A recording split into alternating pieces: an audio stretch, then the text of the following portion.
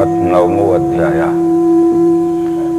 अब भगवत गीता का राजविद्या राजगुह योग नाम का नवा अध्याय प्रारंभ करते हैं। इसके पहले हमने 7वें और 8वें अध्याय पे जो प्रकाश डाला था उसमें ये विश्व ही विश्वरूप परमात्मा है, इसका प्रयोग सहित स्पष्टीकरण था, परंतु एक दो बार के समझाने में ठीक से निश्चय स्थिर नहीं हो पाता है, इसलिए पुनरावृत्ति उसकी करना पड़ती है। इस 9वें अध्याय में भगवान श्री कृष्ण अर्जुन को उसी विश्वरूप दर्शन की पुनरावृत्ति उसके अंतःकरण में निश्चय स्थिर पक्का हो जाने के लिए करते हैं। श्री भगवान बोले, इदम तुते गुह्यतम प्रवक्षाम मनुसूयवे ज्ञानम विज्ञान सहितम यद ज्ञात्वा मोक्ष से सुभात राजविद्या राजगुह्य पवित्रमिदमुत्तमं प्रत्यक्षावगमं धर्म्यं सुसुखं कर्तुं व्ययम् अश्रद्धानः पुरुषाः धर्मस्यास्य परन्तप अप्राप्य माम निवर्तन्ते मृत्यु संसार वर्तमनि। इन 3 श्लोकों का आशय यह है कि जिस परमात्मा का ज्ञान होने से ये मनुष्य शरीर धारण किया हुआ जीव आत्मा सब प्रकार के रोचक भयानक अंधविश्वास के रूढ़ मानदी से छूट जाता है, संशय भ्रम से छूट जाता है। वह विज्ञान युक्त ज्ञान यानी दिव्य चक्षु का स्पष्टीकरण युक्त बोध में तुझे देता हूं। ये दिव्य चक्षु को राजविद्या और राजगुह्य कहा है। राजविद्या कहने का कारण यह है कि संसार में जितनी भी विद्याएं हैं ये सब विद्याएं केवल मनुष्य का कौटुंबिक, सामाजिक और सांसारिक सुखमय जीवन चलाने के लिए हैं, परंतु अन्य विद्याओं से जीव की जिस परमात्मा का अंश है उसमें तदात्म स्थिति नहीं हो सकती। इसलिए विद्याओं के भी बहुत से विचार किए गए हैं।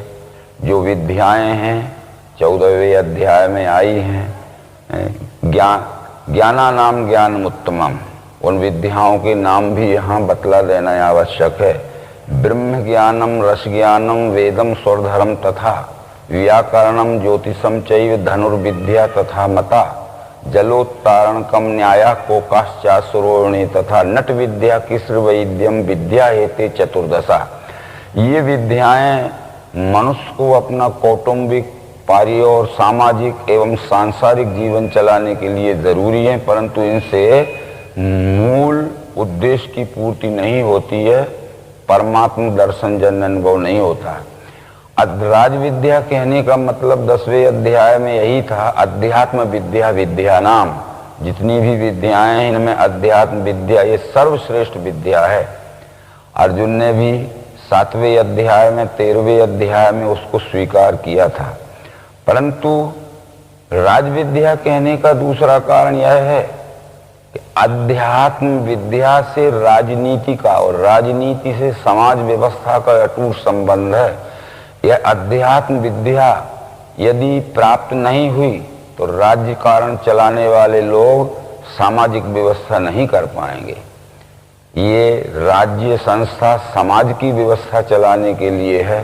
अगर समाज में कोई गड़बड़ी ना हो तो राज्य संस्था की ही जरूरत नहीं है।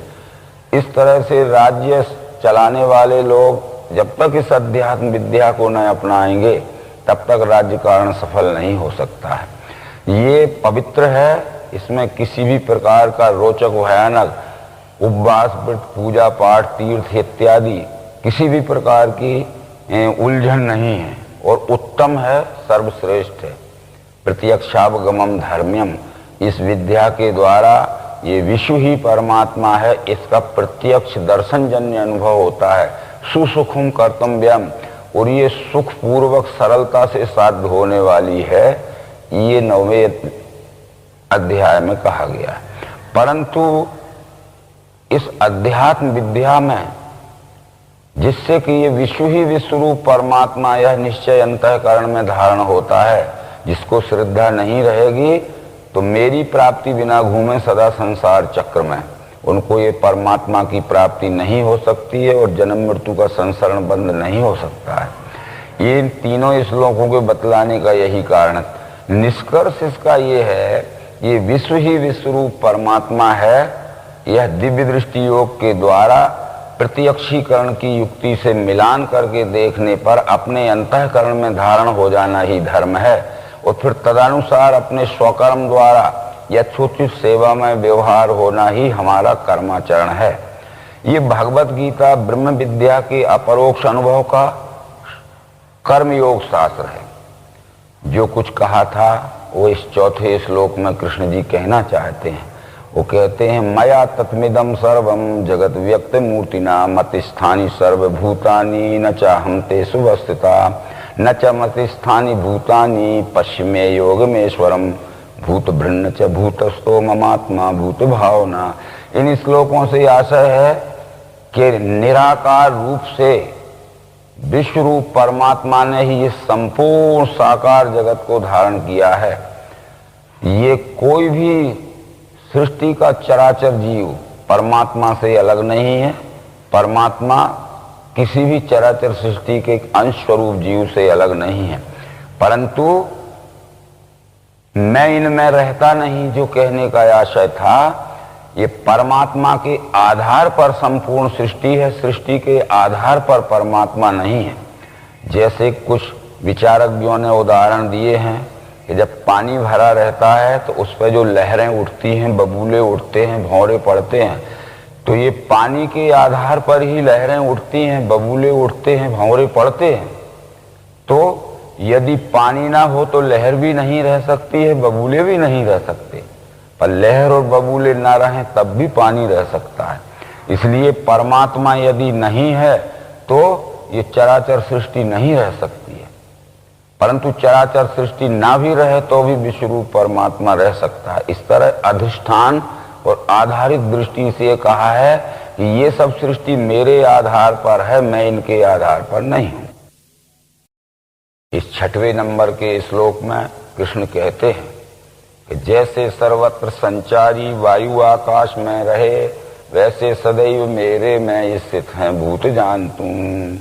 जो है सब भूत मेरे में, इसका उत्तर ये है कि जैसे आकाश में वायु ओतप्रोत अनुस्यूत भरा हुआ है, ऐसी परमात्मा में स्थूल सूक्ष्म दृष्टि से, चाहे वो अणुअणियान महतोमहीयान क्यों ना हो, संपूर्ण चराचर सृष्टि भरी हुई है। ये कहने का आशय था, परंतु इसके आगे जो कुछ कहना चाहते हैं वो, कल्पांत में सर्वभूत मेरे प्रकृति में मिले, फिर मैं निर्माण करता हूँ कल्प प्रारंभ काल में। प्रकृति के सहारे से अपने सर्वभूत ये वारंवार बनाता हूँ जो है प्रकृति के वशी। इन 2 श्लोकों का आशय है कल्पांत और कल्प प्रारंभ जो बताया गया है, इस पे अनेक भाष्यकारों ने कल्पांत उसे कहते हैं जहाँ यहाँ संपूर्ण सृष्टि एक साथ विलय हो जाती है और सब शून्य सा रह जाता है, और कल्प प्रारंभ उसे कहते हैं जब ये 4 खानी 84 लाख योनि की सृष्टि एक साथ उद्भव होती है। परंतु भगवत गीता में जीव की कल्प प्रारंभ और कल्पांत नित्य ही होता है। जब ये प्रकृति के गर्भ से जीव पृथक होता है तो उद्भिज खानी में आता है। उद्भिज खानी में आते ही इसकी कल्पना प्रारंभ हो जाती है। वो कल्पना महाकारण रूप रहती है। उद्भिज में भी ये इच्छा महाकारण रूप से रहती है, कल्पना रहती है कि मैं जीवित रहूं। यदि किसी जमीन पे उत्पन्न होने वाले झाड़ पेड़ पौधे आदि को हम काट देते हैं, तोड़ देते हैं, तो 2-4 दिन में हम देखते हैं कि उसमें से फिर नई शाखाएं निकलती हैं। इस बात का प्रतीक है कि वो भी जीवित रहना चाहता है, उसको जीवित रहने की, सुखमय रहने की और फलने फूलने की कल्पना मौजूद है। वह जब स्वेदज में आता है तो वह कल्पना कारण रूप हो जाती है, अंडज में आता है तो कल्पना सूक्ष्म रूप हो जाती है, और पिंडज श्रेष्ठ मनुष्य योनि में जब आता है तो वह कल्पना स्थूल स्वरूप हो जाती है। मनुष्य में परमात्मा जानने की ये मूल स्वरूप जानने की कल्पना होती है तत्वदर्शी सद्गुरु से विश्व ही परमात्मा है, अंशंसी भाव से अपने से, ये निश्चय होते ही कुछ समय उसका मनन करने के बाद निदिध्यास होकर और आस्तिक अवस्था प्राप्त हो जाती है, यानी एक कल्पना का अंत ही हो जाता है।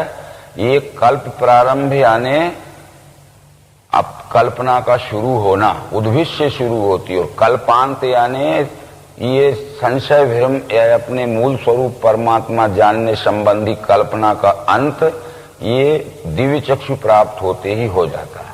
तो इस तरह कल्पांत और कल्प प्रारंभ का अर्थ भगवान श्री मायानंद चेतन जी ने किया है, परंतु प्रकृति के सहारे से अपने सब भूते, इसका स्पष्टीकरण गुणत्रय विभाग योग नामक 14वें अध्याय में आ चुका है।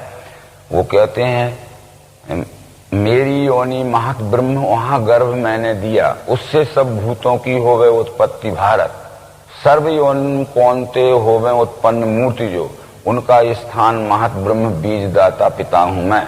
ये प्रकृति के सहारे से अपने सब भूते, ये परमात्मा अपने प्रकृति का सहारा लेके ये संपूर्ण चराचर सृष्टि के रूप में रचना करता है। जैसे उदाहरण के लिए यदि पिता को संतान उत्पन्न करना है तो माता जी का सहारा लेना पड़ता है, सीधा पिता संतान उत्पन्न नहीं कर सकता। इसलिए परमात्मा को यदि सृष्टि रचना करना है तो सहयोगी कारण उसमें प्रकृति ही होती है। यदि सृष्टि ये निमित्त कारण है, परमात्मा उपादान कारण है, तो प्रकृति ये सहयोगी कारण है। जैसे उदाहरण वेदांत में एक दिया गया है कि किसी कुंभकार को जब मट्टी का बर्तन बनाना होता है तो ये पात्र जो बन जाते हैं सब निमित्त हैं, मिट्टी ये उपादान है, परंतु कुंभकार ये सहयोगी कारण है। यदि मिट्टी को पात्र बनना है, यदि कुंभकार ना हो तो मिट्टी पात्र नहीं बन सकती। इस तरह से प्रकृति के सहारे से, सहयोग से ये संपूर्ण सृष्टि में रचता हूं, बारंबार बनाता हूं, जो है प्रकृति के कर्म में प्रकृति के मैं रहता हूं, संग त्याग के भूतों के कर्म से मुझको नहीं बंध धनंजय। परंतु प्रकृति अपने कार्य में स्वतंत्र है, अपने त्रिगुणों का सहारा लेके उद्भव करना, उसको कायम रखना और समय पाते ही अपने में विलय कर लेना, ये प्रकृति के 17 स्तंभ 3 गुणों की स्वाभाविक उत्पत्ति, स्थिति और लय कार्य स्वरूपणी लीला है। मैं उसमें कोई हस्तक्षेप नहीं करता हूं, परंतु निर्देशन मेरा ही रहता है, नेतृत्व मेरा ही रहता है, यानी विश्वरूप परमात्मा का। मयि अध्यक्षेण प्रकृति सुयेते सचराचरम हेतुनानेन कौनते जगत विपरिवर्ते। आशय से यही है कि मेरे नेतृत्व में संपूर्ण चराचर सृष्टि की प्रकृति रचना करती है। इसी कारण से प्रकृति के 3 गुण प्रकृति अपने सृष्टि रचना के लिए सहयोग में लेती है। तो ये रजोगुण से उद्भव, सत्वगुण से स्थिति और तमोगुण से विलय होते रहता है। ये स्वाभाविक है। यदि कोई चाहे कि उत्पत्ति स्थिति लय का ये अखंड मंडलाकार चक्र बंद हो जाए तो कदापि संभव नहीं है। इसलिए अर्जुन, ये उत्पत्ति स्थिति लय का चक्र तो चलता ही रहेगा। तू ये जो समझ रहा है कि मैं मारूंगा ये सब मरेंगे और मैं नहीं मारूंगा तो नहीं मरेंगे, ये कर्ता धर्ता तू नहीं है। कर्ता धर्ता सब इसमें ईश्वर और उसकी गुण साम्या प्रकृति है। मनुष्य देह लेने से मूढ़ जाने नहीं, मुझे स्वामी भूतन का मेरा श्रेष्ठ भाव नहीं लखें।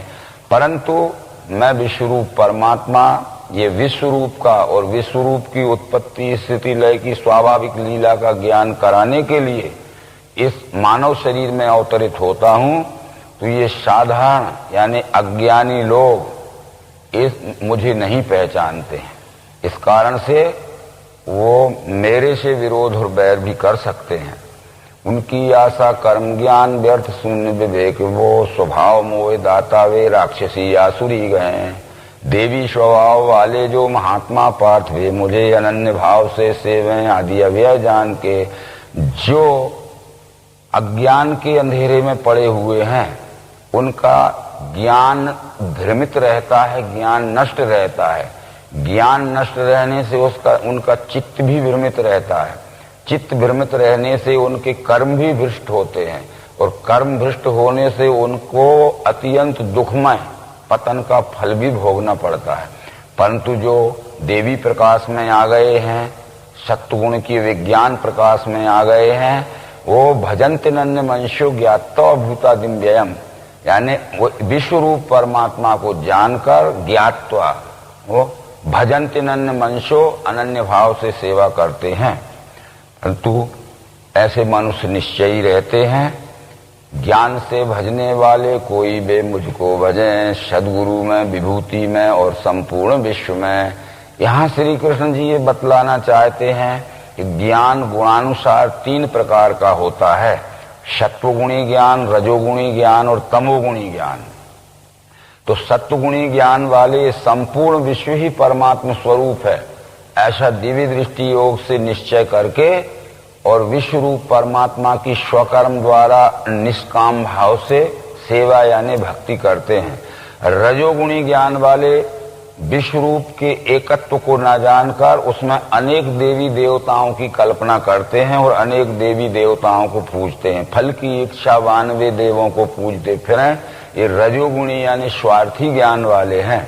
पर तमोगुणी ज्ञान वाले जो हैं वो अपने अल्प ज्ञान की, स्वतः की मानिंदी की कल्पना को ही ईश्वर मान लेते हैं और अपने मकान की अलमारी में या मकान के किसी एक छोटे से कोने में किसी भी प्रकार के आकार की प्रतिमा बैठाल के समझते हैं कि यही पूरा विश्व रूप परमात्मा है। इस तरह से 18वें अध्याय में इसकी पुष्टि की गई है। जिस ज्ञान से भिन्न भिन्न भूतों में सब एक ही अनासी भाव को देखे वो जानो ज्ञान साध्य की। जो ज्ञान द्वैत को लेके भूतों में सब भिन्न है अनेक भाव ये देखे वो जानो ज्ञान राजसी। जो ज्ञान एक ही मूर्ति जाने संपूर्णवत भजे तत्वार्थ हेतु से हीन अल्प तामस उसे कहा। आशय इसका है कि एक भाव सब विश्व में देखे सात्विक ज्ञान है, अनंत क्षेत्रज्ञ करे रजो अनुमान, युक्तिहीन अनुभव रहित लखे घोर अज्ञान, एक भाव में विश्व सब सोहे तामस ज्ञान। इस तरह ये 3 प्रकार का ज्ञान बतलाया है। आगे वो कहते हैं इनमें जो तमोगुणी ज्ञान वाले हैं यद्यपि विश्वरूप परमात्मा सर्वरूप है, तो 16 से 19वें श्लोक तक उसका निरूपण किया है। श्रोति यज्ञ, स्मार्ति यज्ञ, पितरों का अन्न औषधि, मंत्र होम, द्रव्य अग्नि मैं हूँ, हवन की क्रिया, सब जगत का पिता माता धाता मैं हूँ, पिता मैं, जान्य योग ओंकार ऋग्साम यजुर्वेद में, भर्ता साक्षी गति स्वामी निवास आप्त भक्त का, मैं स्थिति लय उत्पत्ति निधान वीर्य अव्यय, मैं तपता हूँ करता हूँ, गिराना जल रोकना, अमृत में मृत्यु भी मैं सता सत अर्जुन।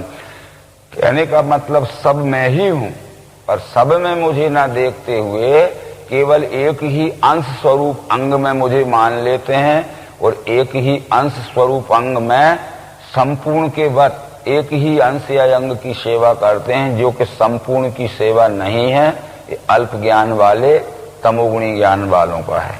परंतु रजोगुणी ज्ञान वालों का श्लोक नंबर 20 और 21 में इस 9वें अध्याय में स्पष्टीकरण है।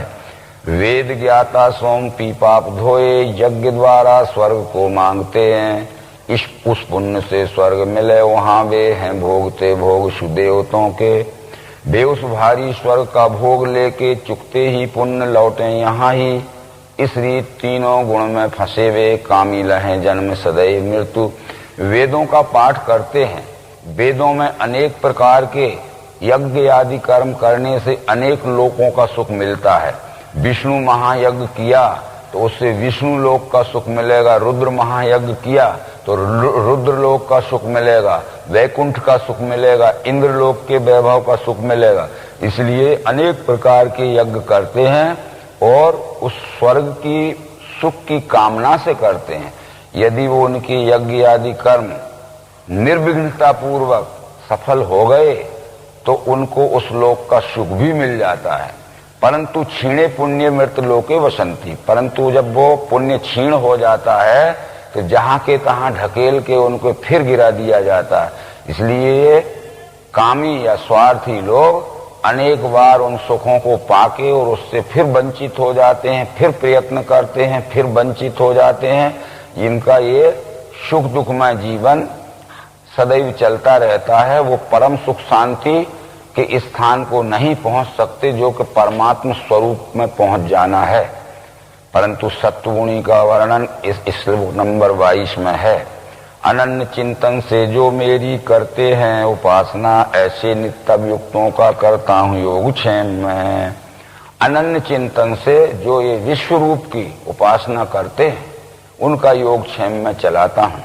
अब योगक्षेम शब्द जो आया है इसका मतलब है कि जब विश्व रूप के प्राणी मात्र के रूप में दिखने वाले विश्व रूप की निष्काम भाव से स्वकर्म द्वारा जो सेवा या भक्ति करते हैं तो उनकी योगक्षेम को स्वयं विश्व रूप चलाता है। इसका व्यवहारिक विचार अगर किया जाए तो हम सबको सुख शांति पहुंचाने के लिए हमारे स्वकर्म के द्वारा जब सेवा करते हैं तो ये सब हमारे भी सुख शांति की पूरी फिक्र रखते हैं, पूरी चिंता रखते हैं। तो योग कहते हैं अप्राप्त वस्तु की प्राप्ति करा देना। जो वस्तु हमें प्राप्त नहीं है और हम निष्काम भाव से सेवा में लगे हैं तो हमें चिंता न होते हुए वस्तु हमारे पास आ जाती है। क्षेम कहते हैं प्राप्त वस्तु का रक्षण। यदि हमारी किंचित भी लापरवाही या सावधानी हो जाती है तो भी वो प्राप्त वस्तु की रक्षण होती ही रहती है। और प्राप्ति के लिए चिंता नहीं होने देता। तो ये तीनों देव उसका हमेशा सहयोग करते हैं।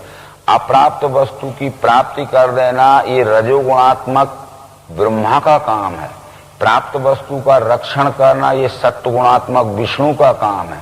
और प्राप्ति में चिंता ना होने देना, चिंता का संहार करना ये शंकर का काम है। करे न चिंता भक्तमम योगक्षेम की ने।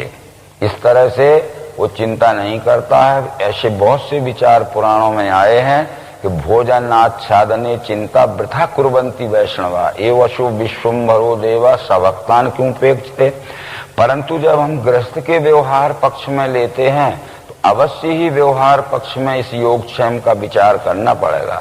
योग नाम पुरुष का है और क्षेम नाम उसकी अर्धांगी पत्नी का है। पुरुष दिन भर में कमा के लाता है और घर में योग करता है और उस घर में आए हुए धन का जो योग होता है तो क्षेम यानी कुशलता पूर्वक पत्नी रक्षण करती है। इसलिए योगक्षेम घर में ही रहता है। तो इस तरह से जो यदि अब आगे का विचार जो है, मेरा रूप नहीं जाने इसी से भ्रम में फंसे, मैं ही हूं सब यज्ञों का भोगता स्वामी परम तुबे। जितने भी कार्य हो रहे हैं और जितना भी ये आदि अंत मध्य है चराचर स्वरूप दिख रहा है ये सब मैं ही हूं। पर मेरे इस विश्व रूप को जो नहीं जानते हैं इसीलिए भ्रम में फंसे हुए इधर उधर भटकते हैं और फिर उनका अशांतिमय जीवन होता है। फिर देवों के भक्त देवों को, पुरखों के पितृलोक को, भूतों के भक्त भूतों को, मेरे भक्त मुझे मिले। ये अंतर कृष्ण जी ने बतला दिया कि जो जिस देवी देवता को पूजता है उसका अर्थ यही है कि देवी देवता कोई आसमान में नहीं बैठे। यदि हमें बलवान बनना है तो बल की विभूति हनुमान है। हम हनुमान का इष्ट करेंगे तो व्यायाम करेंगे, पौष्टिक भोजन खाएंगे और इंद्रिय संयम से रहेंगे तो जरूर हम हनुमान के लोक में पहुंच जाएंगे यानी बलवान हो जाएंगे। हमें बुद्धिवान बनना है तो जरूर हम तत्व ज्ञान का अध्ययन करेंगे, सत्संग करेंगे और बुद्धि का देवता गणेश है उस गणेश को इष्ट मानेंगे। तो हम जरूर यदि प्रयत्न पूर्वक बुद्धिवान बनने के लिए अभ्यास करेंगे तो गणेश लोक में पहुंच जाएंगे, सरस्वती लोक में पहुंच जाएंगे यानी हम स्वयं ही बुद्धिवान इसी मानव लोक में बन जाएंगे। इस तरह से ये विचार हैं। परंतु परमात्मा तो सब प्रकार के सुखों का भंडार है, आगे वो कहना चाहते हैं। इसलिए पत्ते फल फूल तो चढ़ावे भक्ति से मुझे, लेता हूँ सुचिवान का मैं प्रेम का उपहार सो। इस श्लोक में कृष्ण जी ये कहना चाहते हैं कि पत्रम पुष्पम फलम तोयम यो में भक्त्या प्रयच्छति तद हम भक्त उपरते अश्नामि प्रिय तात्मना। ये संस्कृत के श्लोक में है कि जो पत्ते चढ़ाए जाते हैं, फूल चढ़ाए जाते हैं, फल चढ़ाए जाते हैं, पानी भी चढ़ाया जाता है, तो जो शुद्ध अंतःकरण वाला मुझे समर्पित करता है उसका दिया हुआ मैं लेता हूं और अश्नामी यानी खाता भी हूं। तो कृष्ण ये कहना चाहते हैं कि तुम पत्ते भी चढ़ाओ, फूल भी चढ़ाओ, फल भी चढ़ाओ, पानी भी समर्पित करो, परंतु जो लेता हुआ दिखे और खाता हुआ दिखे उसको देना चाहिए। जब सर्वरूप मेरा ही है तो कपिल ने अपनी माता देवहूति को श्रीमद् भागवत महापुराण के 3 स्कंद में समझाया है कि हे मातेश्वरी, अहम सर्वेषु भूतेषु भूतात्मा अवस्था सदा तम वज्ञाय माम मर्त्य कूते अर्चा विडम्बनम। संपूर्ण चराचर सृष्टि के रूप में मैं हूं, ये सारी चराचर सृष्टि मुझका मेरा ही स्वरूप है। यदि हरी हरी घास के द्वारा मेरी सेवा करना है तो मेरा स्वरूप गाय है, उसमें करिए। यदि पत्तियों के द्वारा मेरी सेवा करना है तो बकरी भी मेरा स्वरूप है, उसे पत्तियां दीजिए, वो लेती और खाती दिखेगी। यदि पानी के द्वारा सेवा करना है तो सूखते हुए झाड़ पर पानी दीजिए, वो ग्रहण करता हुआ और मुस्कुराता हुआ दिखेगा। या प्यासे को पानी दीजिए, वो जरूर लेता हुआ और पीता हुआ दिखेगा। तो आप अपनी सेवा उसको समर्पित करिए जो लेता भी दिखे और उसको खाता पीता भी दिखे। हम तो वो सेवा करते हैं केवल पाषाण की, कि जो ना लेता दिखता है ना खाता दिखता है। केवल अंधविश्वास से हमने उसमें ये भावना आरोपित कर ली है। इन श्लोकों की आशा है, तू जो कौनते करता है यज्ञ दान तप क्रिया खान पान आदि वो सारा मेरे को अर्पण कर, ऐसे अच्छे बुरे फल से कर्मों के बच जाएगा, संन्यास योग युक्ति से मुक्त हो पाएगा मुझे। तू जो कुछ भी करता है, खाना पीना और भी लेना देना, ये सब विश्वरूप की सेवा के अर्पण हो। तू जो बल प्राप्त करना चाहता है, शरीर का बल, बुद्धि का बल, धन का बल, ये तू जो भी बल प्राप्त करना चाहता है उसका उद्देश्य ये होना चाहिए कि मैं तन मन धन का बल प्राप्त करूं और इस बल के द्वारा मैं प्राणी मात्र के रूप में दिखने वाले परमात्मा की सेवा करूं। हमें सब प्रकार का सुख वैभव और संपन्नता प्राप्त करने का अधिकार है, पर वो हमारा सुख, हमारी शक्ति ये जनता के रूप में दिखने वाले जनार्दन की सेवा के रूप में होना चाहिए। सब मैं सब भूतों को शत्रु मित्र मुझे नहीं, प्रेम से जो भजे मुझको उसमें मैं मुझ में वही। मैं संपूर्ण चराचर सृष्टि में समान व्याप्त हूं, परंतु जो मुझे प्रेम से व्यवहार करते हैं मैं भी उनको प्रेम से व्यवहार करता हूं, और जो मेरे से राग द्वेष से व्यवहार करते हैं वैसा व्यवहार मैं उनसे भी करता हूं। क्योंकि पूर्व में कृष्ण जी ये कह चुके हैं कि यो यथा माम प्रपदन्ते तांस तैव भजाम्यहम् मम वर्तमान वर्तन्ते मनुष्या पार्थ सर्वसा। जो मेरे साथ जैसा व्यवहार करेगा और प्रति उत्तर में मैं भी उसके साथ वैसा ही व्यवहार करूंगा। अब हमें कर्म स्वतंत्रता मिली है, कर्मण्येवाधिकारस्ते, तो हम अपने सदाचार सेवा और प्रेममय व्यवहार करेंगे तो विश्वरूप भी हमारे साथ सेवा प्रेममय और सदाचार का व्यवहार करेगा। हम दुराचार भ्रष्टाचार छल कपट का व्यवहार करेंगे तो वो भी हमारे साथ वैसा ही प्रति फल के रूप में व्यवहार लौटाएगा। एक छोटा सा दृष्टांत स्वरूप उदाहरण दिया जाता है कि जब हम किसी नदी या किसी पहाड़ की टेकड़ी के किनार में जाते हैं, वहां जब हम जोर से चिल्लाते हैं तो जो शब्द हमारे मुंह से निकलते हैं वो रिफ्लेक्ट होके प्रतिध्वनि के रूप में हमारे ही कान के ऊपर आते हैं। जैसे हम वहां जोर से चिल्लाएंगे कि मूर्ख हो, गधे हो, बहुत मारेंगे, तो वो हमारे ही कान पे लौट के शब्द आएंगे। और हम कहेंगे कि मित्र हैं, परस्पर मिलकर सेवा व्यवहार करेंगे, तो हमारे मुंह से निकले शब्द हमारे ही कान में सुनने को आते हैं। इसलिए हमारा किया हुआ कर्म प्रकृति चक्र में घूमते हुए फल भोग बन के हमारे ऊपर आता है। तो हमें जैसा चाहिए वैसा हम व्यवहार करें।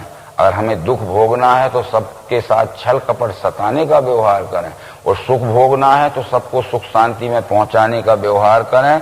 इसका आशय यही था कि मैं सब भूतों में समान भाव से हूं, पर जो मेरे साथ जैसा व्यवहार करता है प्रति उत्तर में मैं भी उसके साथ वैसा ही व्यवहार करता हूं। ये रामचरितमानस में भी यह बात आई है। देवों के गुरु का नाम बृहस्पति था और देवों के राजा का नाम इंद्र था। देवों के राजा इंद्र को देवों के गुरु बृहस्पति ने जो शिक्षा दी है कि राम का स्वभाव तुम जानते हो, यद्यपि शम नहीं राग न रोषु गाहि न पाप पुण्य गुण दोषु तथापि करहि सम विषम विहारा, भक्त अभक्त हृदय अनुसारा। कर्म प्रधान विश्व रच राखा, जो जस करे सो तस फल चाखा। राम के साथ जो व्यक्ति जैसा व्यवहार करते हैं उसका प्रत्युत्तर रूप फल वो वैसा ही देते हैं।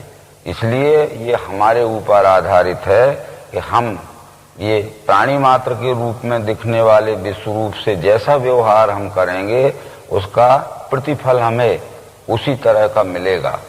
ये आगे चल के प्रेम से जो भजे मुझको उसमें मैं मुझ में वही, अगर हम प्रेम पूर्वक व्यवहार करेंगे तो हमारे साथ भी प्रेम का व्यवहार करेगा। ये सामान्य व्यवहार में, जागतिक व्यवहार में भी हम देखते हैं कि हम किसी से प्रेम का व्यवहार करते हैं तो वो हमारे साथ में भी प्रेम में व्यवहार करता है।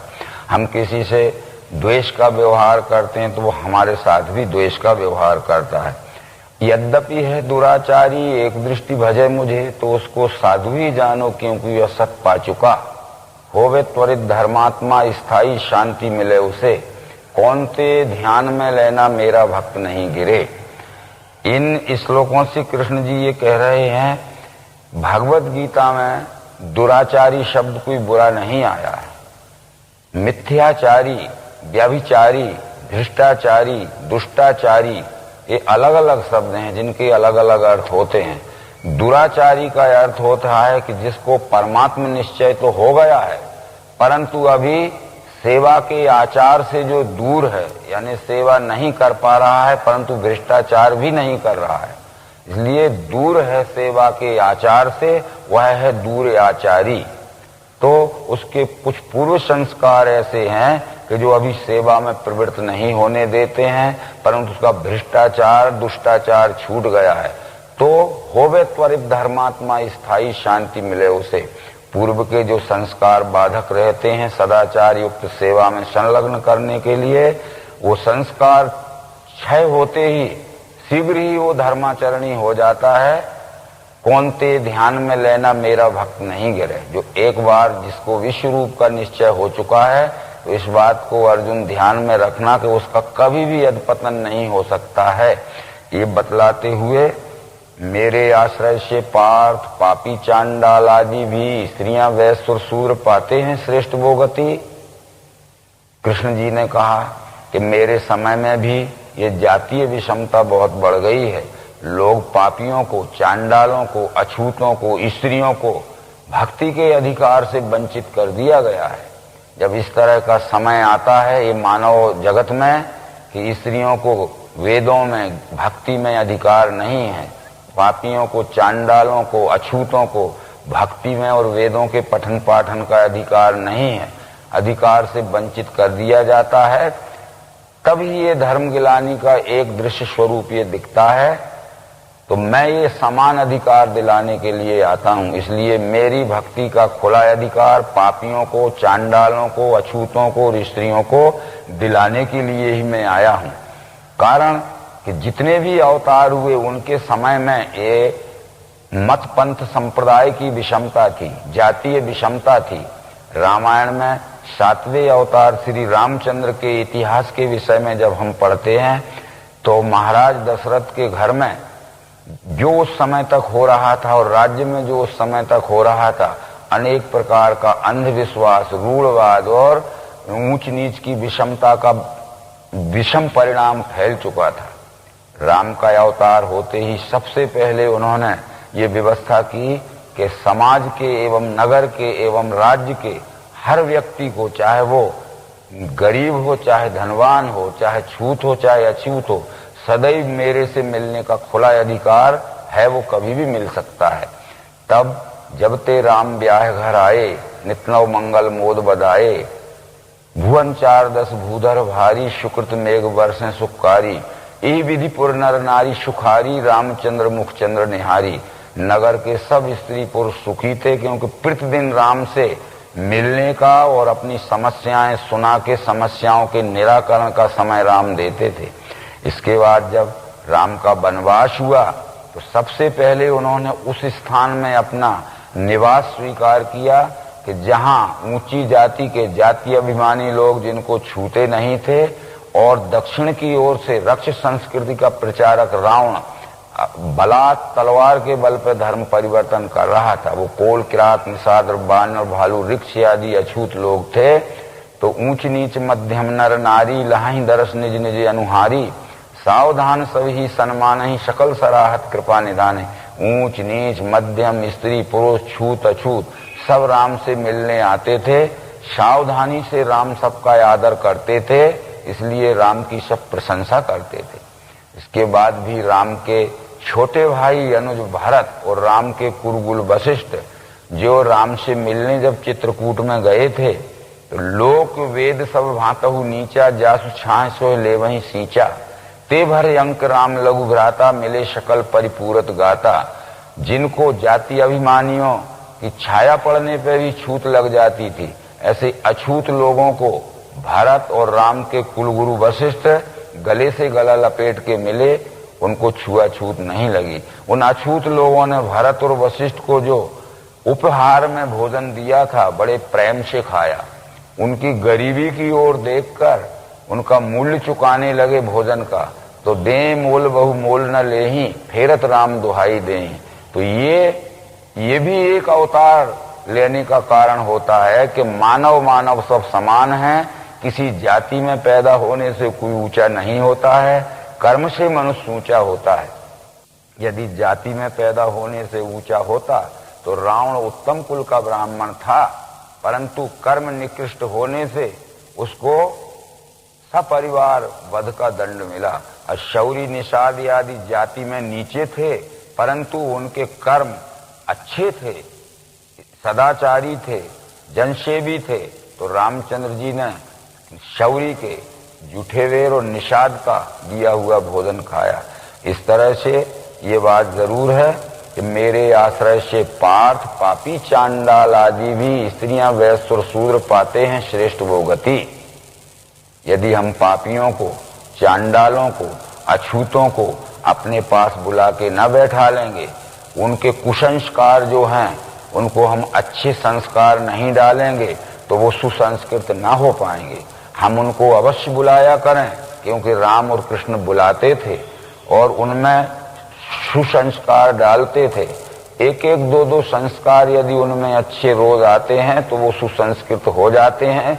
उनका पाप और दुराचार छूटकर और सदाचार और सेवावृत्ति उनमें स्वयं आ जाती है। फिर क्या बात पुण्यात्मा विप्र क्षत्रिय भक्त की, अनित्य मृत्यु भूमि में आया है वस्तु मुझे। फिर जो भक्त लोग हैं और जो ऊंचे उठे हुए लोग हैं, उनको उठाने का तो प्रश्न ही नहीं है। जो गिरे हुए लोग हैं उनको उठाने के लिए मैं आता हूं। इसलिए ये अवतार का या भगवान का एक नाम पतित पावन भी है। पतित कहते हैं जो गिर चुके हैं या समाज ने जिनको गिरा दिया है, सामाजिक बहिष्कार कर दिया है, उनको सामाजिक स्थान दिलाने आते हैं। राम का राज्य जब हो गया था तब भी हम ये राम राज्य में पढ़ते हैं, वैर न कर काहूषण कोई, राम प्रताप विषमता खोई। राम के राज्य में किसी से कोई वैर भाव करने वाला नहीं था, क्योंकि राम ने अपनी राज्य व्यवस्था के प्रभाव से विषमता दूर कर दी थी। और ये विषमता दूर जब ही हो सकती है और समता की स्थापना जब ही हो सकती है कि बिन विज्ञान की समता आवे, कोई अवकाश की न विन पावे। भगवत गीता भी इस बात को प्रतिपादित करती है कि समम सर्वेषु भूतेषु तिष्ठन्तम परमेश्वरम, विनश्यस्य विनश्यन्तम या पश्यति सा पश्यति। व्याप्त है सम सर्वत्र परमात्मा, यह देख के ये आत्म प्रेम नहीं त्यागे वो पावे परम गति। जिसको सब में व्यापा हुआ परमात्मा प्रत्यक्षीकरण में दिखाने की युक्ति दिव्य दृष्टि से दिख जाता है, तो उसका ये विषमता का भेद मिट जाता है। ये बातें वेदों में भी आई हैं। आयुर्वेद के 40वें अध्याय का नाम ईशावास उपनिषद है। उसमें परमात्मा स्वरूप की पहचान कराई गई है कि कैसे वो कहाँ है और कैसे जाना जाए। तदे जति तन्ने जति तद्दूरे तदवंत के तदंतरस सर्वस्व तत्सर्वस्याश्वायता। वह हिलता चलता भी है, स्थिर अचल भी है, वह दूर भी है, पास भी है, वह सबके भीतर भी है, सबके बाहर भी है। उसका नाम है परमात्मा। यस्मिन् सर्वाणि भूतानि आत्मन्येवानुपश्यति सर्वभूतेषु चात्मानं ततो न बीजुगुप्सते। इस तरह उस परमात्मा को जो संपूर्ण चराचर सृष्टि में समान भाव से व्याप्त देख लेता है, ततो न बीजुगुप्सते, उसको व्यवहार में किसी से भी घृणा और द्वेष नहीं हो सकता। जिसने सब में व्याप्त परमात्मा को नहीं देखा है, वह व्यवहार में जरूर छुआछूत, ऊंच नीच की द्वेष और घृणा करेगा।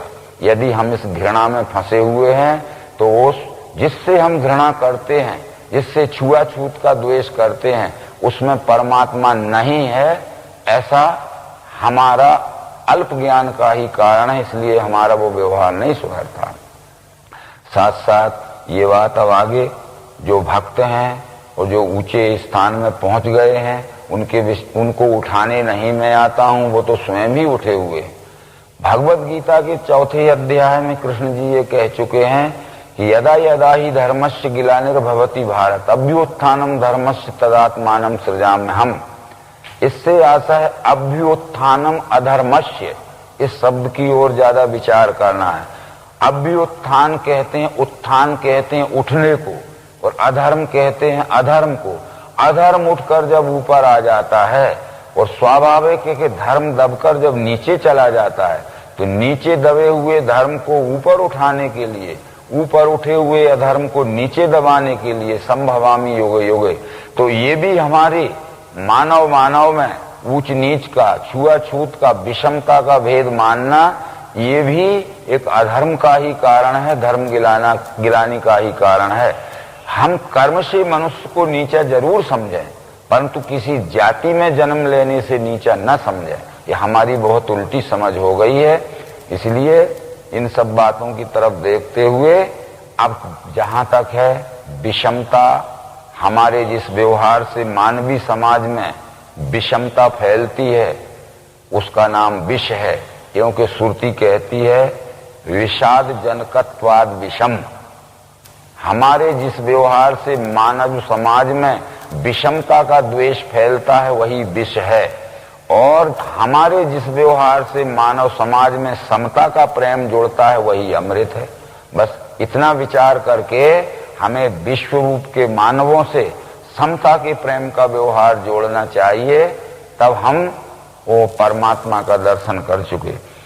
फिर क्या बात, मेरा ध्यान भक्ति करना, पूजना नमना मुझे, यूं मेरी धुन छाने से मुझ में मिल जाएगा।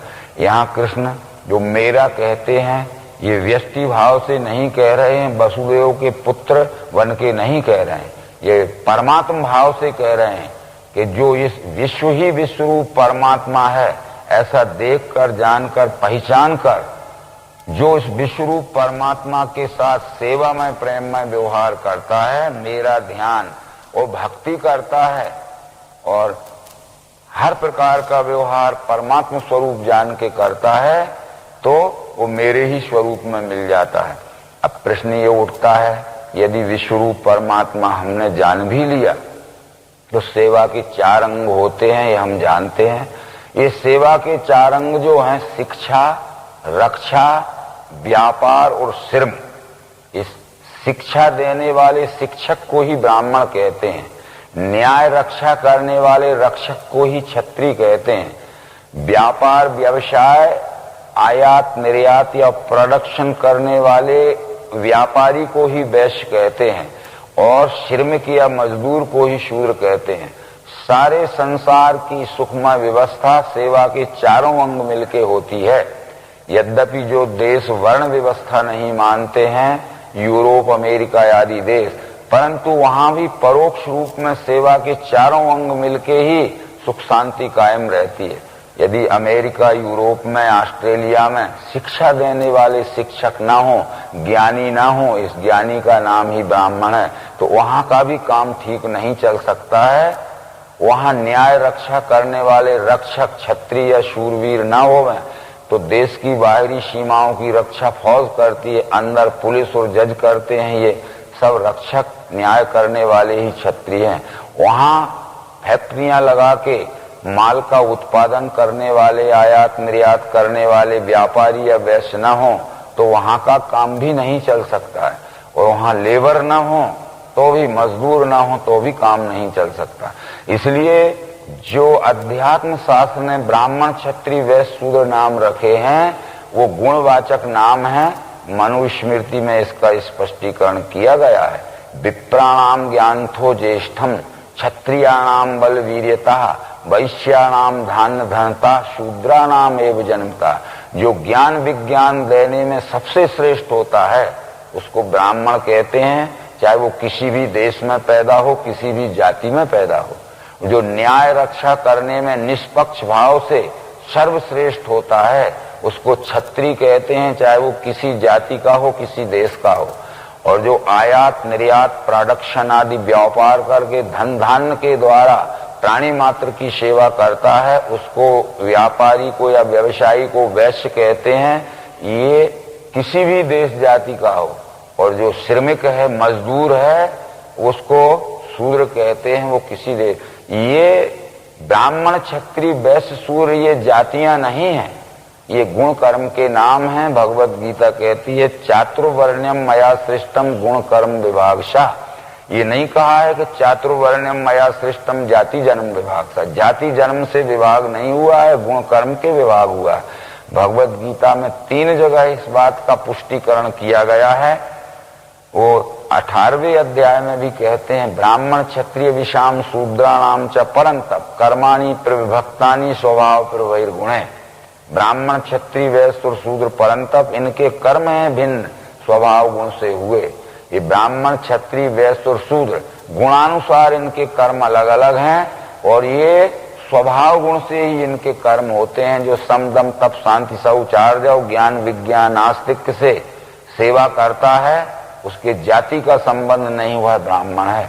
आदि शंकराचार्य ने भी वेदांत में और महामुनि व्यास ने भी पुराणों में इसकी पहचान बतलाई है। वो कहते हैं सात्विको ब्राह्मणा प्रोक्ता क्षत्रियस्तु रजोगुणा रजो तमस तथा वैश्या शूद्र एव तमोगुणा। यानी सत्व गुण का नाम ही ब्राह्मण है, रजोगुण का नाम ही क्षत्रिय है, मंद रजोगुण का नाम ही वैश्य है और तमोगुण का नाम ही शूद्र है। ये इन गुणों के ही नाम वर्ण है और वर्ण का नाम ही गुण है। परंतु इस विषय में भगवत गीता के पूर्व अध्यायों में हम कह चुके कि तत्व विश्व महाबाहु गुण कर्म विभागयो गुणा गुणेषु वर्तन्ते इति मत्वा न सज्जते। गुणों का कर्म का भेद तत्वविद सत्य हेलक है। जो मनुष्य तत्वविद हो जाता है यानी तत्व ज्ञानी हो जाता है वो कौन सा गुण कौन से कार्य में कुशलता पूर्वक सफल होता है ये वो जानता है। तो यानी कर्म से हम गुण की पहचान करते हैं और गुण से वर्ण की पहचान होती है। इसलिए कर्म करता हुआ दिखे यदि से ज्ञान विज्ञान आस्तिक के तो वो सत्वगुण प्रधान है और जो सत्वगुण प्रधान है वो ब्राह्मण है, वो किसी भी जाति में पैदा। यदि हमारे ऋषियों का पूर्व इतिहास देखें ये यहाँ बतला देना बहुत जरूरी है। रामचंद्र जी के कुलगुरु वशिष्ठ थे। महाभारत के आदि पर्व में लिखा है गणिका गर्भ संभूतो वशिष्ठ महामुनि तपसा ब्राह्मणा जाता संस्कारस तत्र कारणम। मेनुका वैश्या से उत्पन्न हुए पुत्र रामचंद्र जी के कुलगुरु वशिष्ठ हैं, पर तपसा ब्राह्मणा जाता ब्रह्मदेव के गुरुकुल में उन्होंने 5वीं श्रेणी की विद्या उत्तीर्ण की थी। जो गुरुकुल में 5वीं श्रेणी की विद्या उत्तीर्ण करता है उसको ब्रह्म ऋषि की डिग्री मिलती है, वो ब्रह्म ऋषि का डिग्री होल्डर होता है। और जो ब्रह्म ऋषि की उपाधि प्राप्त करता है वो राजा का कुलगुरु बनने का अधिकारी हो जाता है। जब ये ब्रह्म ऋषि की उपाधि प्राप्त कर चुके वशिष्ठ तो ब्रह्मदेव ने कहा कि राजा दशरथ के घर में कुलगुरु की जगह खाली है, वहां आपको जाना है। तो वशिष्ठ ने कहा था कि मैं दशरथ के राज्य में नहीं जाऊंगा क्योंकि वहां अनेक प्रकार के अंधविश्वास और कुरीतियों का वातावरण फैला हुआ है।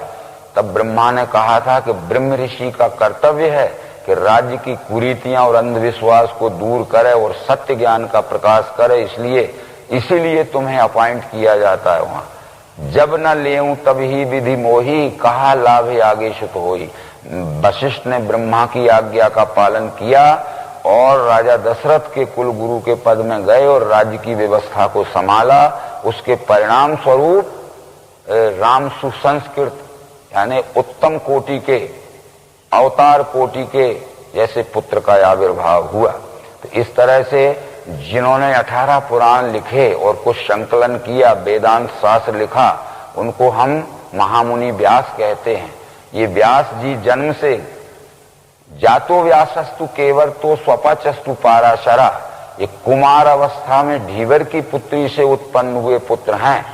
परंतु यदि कोई कहे कि ये स्त्री किसी भी जाति की हो, पिता की जाति प्रधान मानी जाती है, तो भारत के आदि पर्व में लिखा है कि स्वपचस्तु पाराशरा, जिस पाराशर पिता से पैदा हुए वो पाराशर भी स्वपच था और माता भी ढीवर की लड़की थी, और कुंवार अवस्था में पैदा हुए वो आज भगवान व्यास के नाम से पूजे जा रहे हैं। इसलिए ऐसे अनेक प्रकार प्रमाण हैं। भृगु भीलनी का पुत्र था, कुंभज कुम्हार का पुत्र था। कुंभज इसलिए कहते हैं, कुंभ कहते हैं घड़े को, और जा कहते हैं जन्म को। जो घड़े को बनाता है, घड़ा बनाने वाले के घर में पैदा हुआ पुत्र कुंभज है। ये सारा इतिहास महाभारत में लिखा हुआ है। इसलिए जाति से कोई नीचा नहीं होता है, गुण कर्म से यदि वो ठीक नहीं चलता है तो नीचा होता है। तो ये विचार हम सब जब देखते हैं तो आज हम जाति से ही नीचा मानने लगे हैं। और ये तप आदि जो वर्णन आया है पुराणों में, तो तप क्या है? हम कहते भूखे प्यासे रहना तप है, धूप में बैठना तप है, या कहीं एक पांव से खड़े रहना तप है, या ये बबूल के तेज नुकदार कांटे के ऊपर सो जाना तप है। ये तप नहीं है। तप कहते हैं ता पा, ये शब्द जो हैं शॉर्ट फॉर्म पर बने हुए हैं। ता का अर्थ है तत्व, पा का अर्थ है पहचान। तत्व पहचान के लिए जो अभ्यास किया जाता है उसका नाम तप है। ये श्रीमद् भागवत महापुराण के पहले स्कंद में ये विचार आए हैं। उधर ये विचार आया है कि ब्रह्मा को जब सृष्टि रचना की इच्छा हुई, परंतु सृष्टि रचना कैसे करूं उसकी समझ में नहीं आ रहा था। अधिक लंबे समय तक इस चिंतन को करते रहे वो। एक दिन उनके कान में ये शब्द सुनाई दिए, तप तप। उन्होंने सोचा ये तप क्या है? तब उसका अर्थ स्पष्ट आया कि ता का अर्थ है तत्व, पा का अर्थ है पहचान। तत्व पहचान के फिर सृष्टि रचना करना, तत्व को बिना पहचाने सृष्टि रचना मत करना। तो तत्व पहचान के ब्रह्मा ने सृष्टि रचना की। इसलिए उल्लेख किया गया कि तप बल रचियो प्रपंच विधाता, तप बल विष्णु सकल जग त्राता, तप बल शेष धरे मही भारा, तप बल शंभु करे संघारा, तप आधार सब सृष्टि भवानी, करहु जाए तप यश जिए जानी। हमें भी तप करना है, यानी जिस कार्य में हमें सिद्धि प्राप्त करना है उसकी तात्विकता को पहचान कर ही हमें वह कार्य करना चाहिए। वह हमारा तप होता है। ऐसे बहुत से विचार हैं। इसके साथ साथ भी तप का मनुस्मृति में स्पष्टीकरण आया है। ब्राह्मणस्य तपः ज्ञानम, तपः क्षत्रियस्य रक्षणम, वैश्यस्य तु तपः पोषण, तपः शूद्रस्य सेवनम। अपने अपने स्वकर्म में कुशलता प्राप्त करने के अभ्यास काल को ही तप कहते हैं। हमें जिस कार्य में कुशलता प्राप्त करना है उस कुशलता प्राप्त करने के लिए हमें अभ्यास करना पड़ेगा। उस अभ्यास के पीरियड को, लर्निंग पीरियड को ही तप कहते हैं। तब बराबर उस कार्य में हमें सिद्धि मिल जाएगी। ये सब विचार तू जो कौन ते करता है यज्ञ दान तप क्रिया, खान पान आदि वो सारा मेरे को अर्पण कर।